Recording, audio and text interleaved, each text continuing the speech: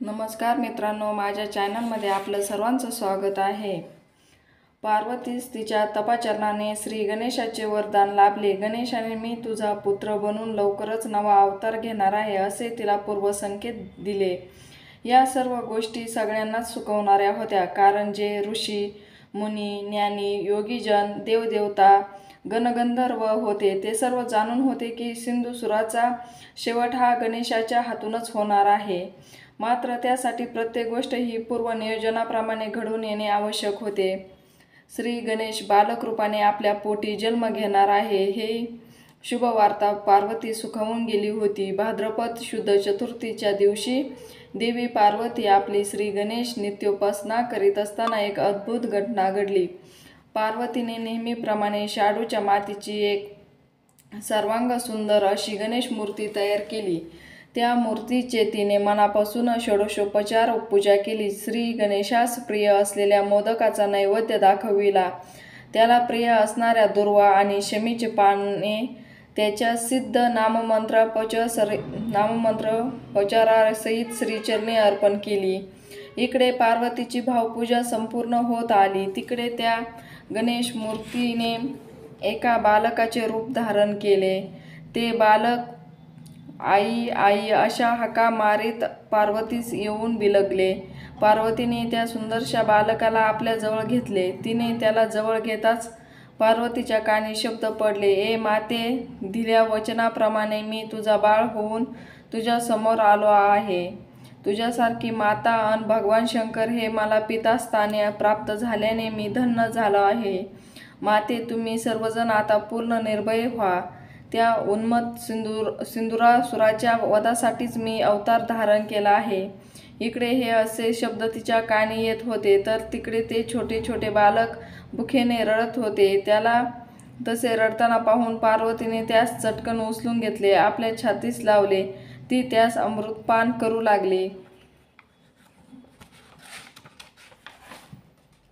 श्री गणेशाच्या दिल्या वचनाप्रमाणे पार्वतीस पुत्रलाभ झाला। गणेशच तिच्यासाठी बालक रूपाने अवतरला आहे हा समाचार मिळताच भगवान शंकरांना मोठा आनंद झाला। त्यांनी पार्वती पुत्रलाभाचा हा दिवस जणू काही एका उत्सवाच्या रूपाने साजरा करण्याचे ठरविले। शिवगणांना पाठवून त्यांनी अनेक देवदेवता, जपी तपी, योगी ज्ञानी यांना पुत्रोत्सव अन बालकाचा नामकरण विधी संपन्न करण्यासाठी आमंत्रित केले। मोठ्या थाटामाटाने मंगल वाद्यांच्या गजरात या बालकास पाळण्यात घालून त्याचे नामकरण करण्यात आले। सर्व देवदेवतांनी या शिव पार्वतीच्या पुत्राचे नाव श्री गणेश, जो गणांना जो ईशा तो असे ठेवले।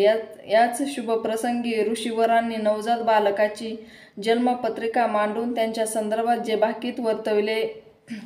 भाद्रपद शुद्ध चतुर्थी वार सोमवार स्वाती नक्षत्रावर जन्मास आलेले हे बालक अत्यंत भाग्यवान, पराक्रमी, अतुल पराक्रमी होणार आहे। हे बालक अनेक अद्भुत लीला या अगदी सहजतेने करेल। भविष्यात याच्या हातून अनेक दुष्ट, पापी, दुराचारी दैत्यांचा संहार होण्याचे धरापापमुक्त होईल। या ईश्वरी अवताराची जे कोणी भक्त भाविक पूजा करतील त्यांच्या सर्व मनोकामना संपूर्ण होतील। त्यांना धनधान्य, सुख, ऐश्वर्य लाभेल।